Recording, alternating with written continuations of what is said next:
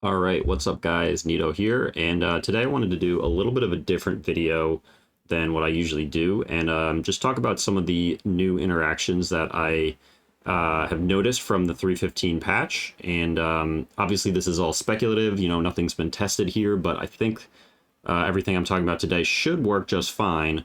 And so, yeah, let's just jump right into it. The first interaction is going to be with the new Manabond skill. So if you take a look at the gem, you can see that the actual base cost is 5% of your mana.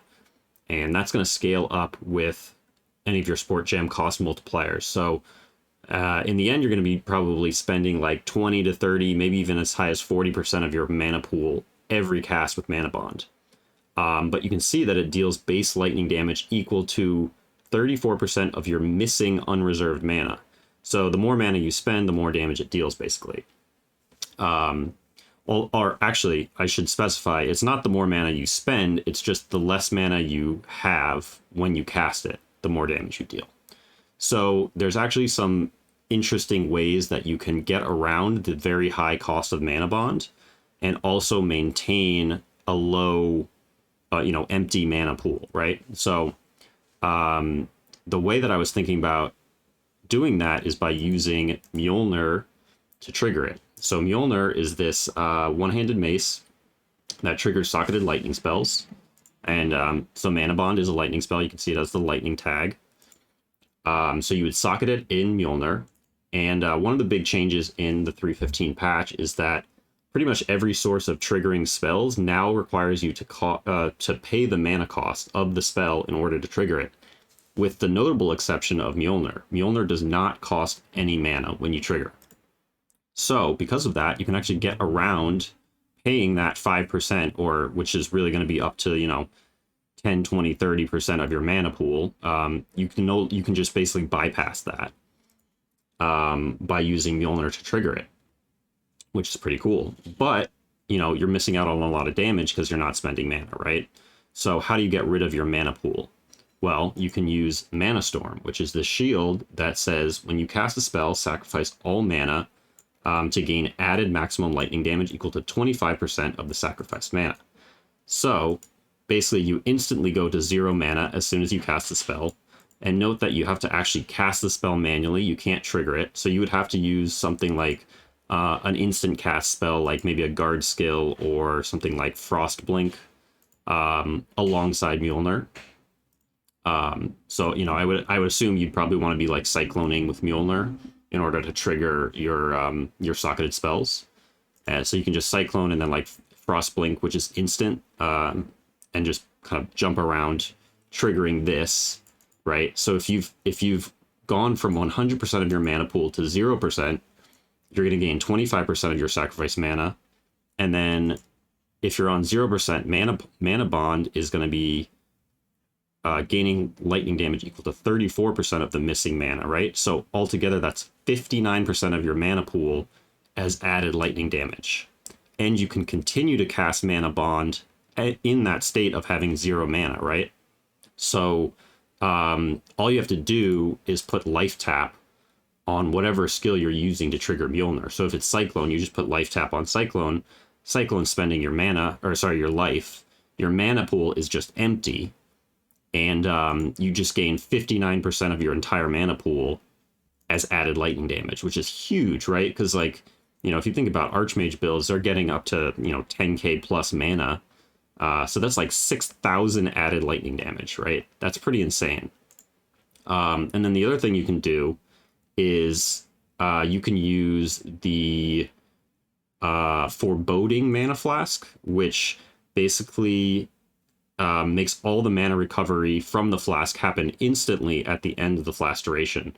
So instead of just like slowly increasing your mana pool, like from regenerating from the flask, it's gonna all happen at once, and then you can spend it all again at once in order to get the maximum buff, right? From spending as much mana as possible from this Manastorm. So I think that's a really pretty cool interaction with the new skill, and I think that it should work just fine, right? Because as long as Mjolnir doesn't have any cost, you should be able to just get around this high percentage-based cost of Manabond and just continue casting it while you have 0 mana, right? Which is the best state to be casting it in, because that's when you're dealing the highest damage. So that was the first interaction I wanted to discuss. The second one is going to be with the new Blade Trap skill. So this basically uses your one-handed dagger, claw, or sword, attaches it to a trap. You throw the trap, and it spins around, and it hits stuff with, you know, with your melee weapon, right? Which is cool, and it opens up a lot of interesting options in terms of what, you know, unique claws and daggers and swords you can use alongside it. And I think a lot of people are thinking about, you know, Paradoxica. I've heard some people talking about Wasp Nest Claw.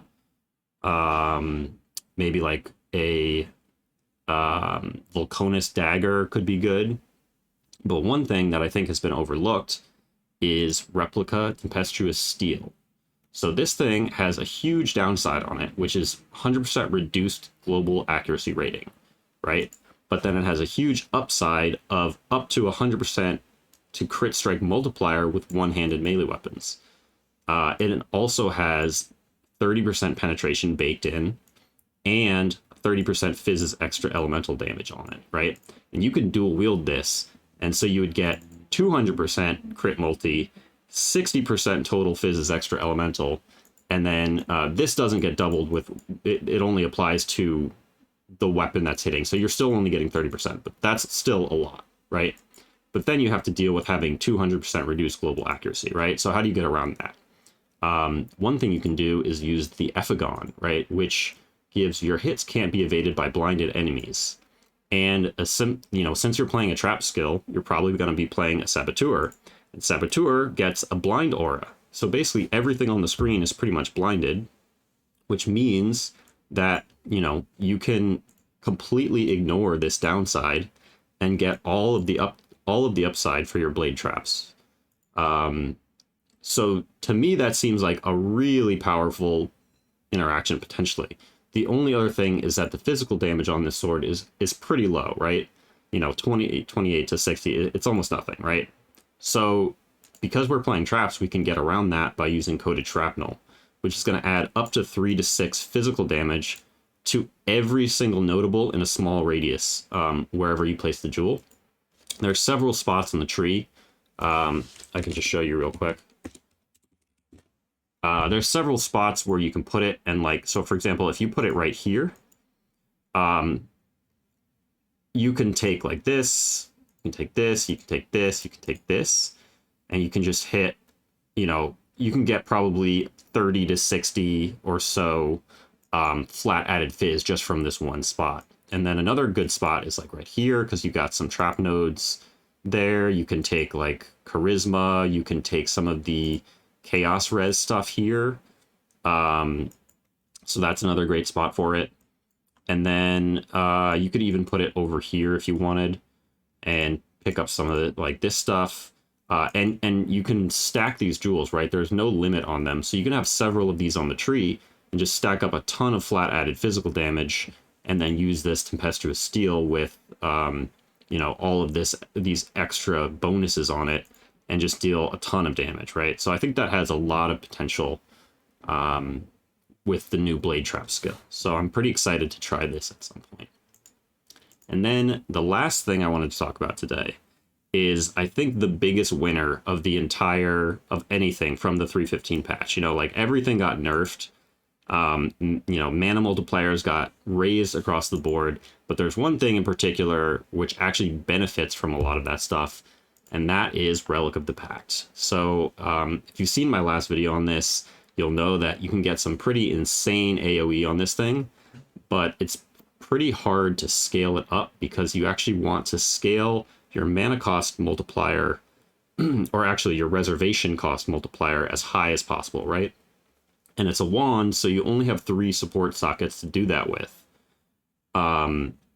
So some ways you can get around that are by using, for example, Supreme Ego gives you 50% more reservation of skills.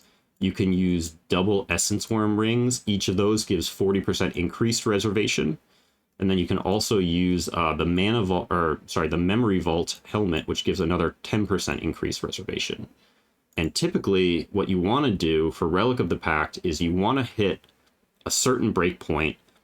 Either you're going to be playing a build that uses Energy Shield, and you're going to want to try to reserve your entire life pool.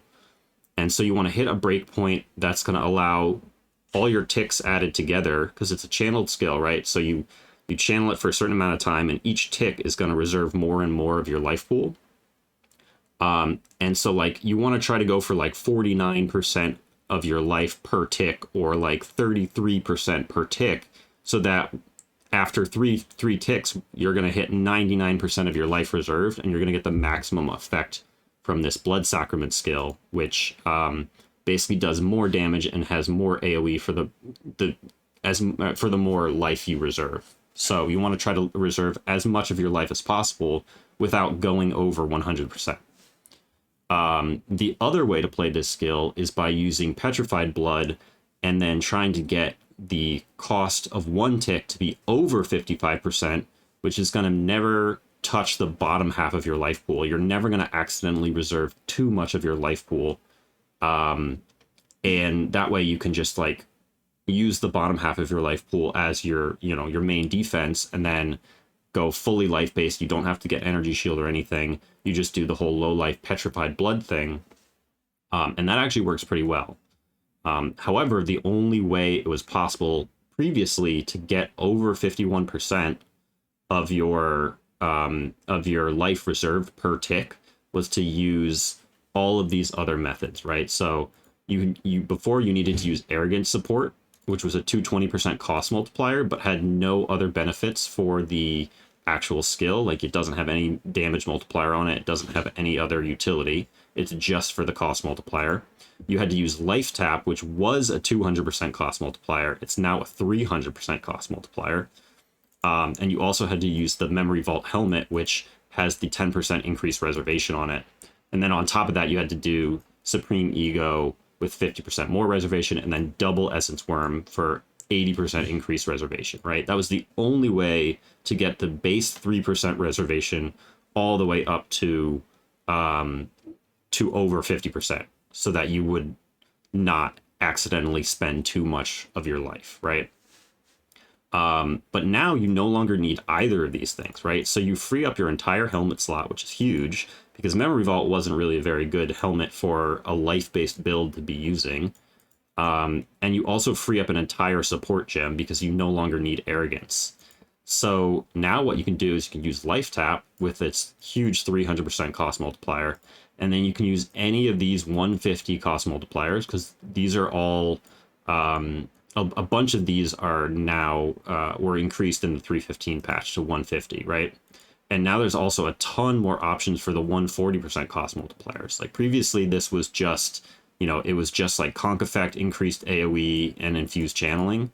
But now you have all of these things like burning damage, combustion, ignite prolif, poison and lesser poison, and unbound ailments. So you have like deadly ailments as well. So there's all these options for essentially ailment builds. I think poison with Relic of the Pact could be really good because it's a pure physical skill. So, you can apply poisons and all that. It should be pretty interesting, if you wanted to do maybe deadly ailments with, you could probably do the new crit strike affliction support, something like that, alongside Life Tap. Or you could just go purely hit based and use like Conk Effect with brutality, and that way you can still get your cost over 50% very easily. So I think there's a ton of potential with this wand. The other thing that's really cool is that it has lucky critical strike chance built into the wand, and you no longer get lucky crits from Diamond Flask. They removed that and they changed to just have increased crit on it. So lucky crit is actually extremely valuable now. So that's just like another way that the wand is even better this patch.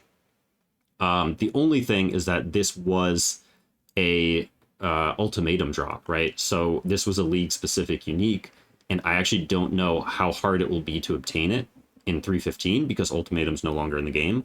So we'll just have to see if it's even possible to get it. I think it should be, you know, with like Time Lost Relic or whatever, but it might be harder to get your hands on one of these in the new patch. But if you do, I think it's going to be really strong. I think there's going to be a lot of fun stuff you can do with it. So I'm probably going to be revisiting that at some point this league. So anyways, thanks for watching. Those were just a couple of the ideas that have been bouncing around in my head for this new 3.15 patch. And, you know, I'll be streaming tomorrow. I hope to see you there. And good luck. It's going to be different, but it's going to be, I'm excited. You know, I'm excited to see how the changes feel. So anyways, thanks for watching, and see you later.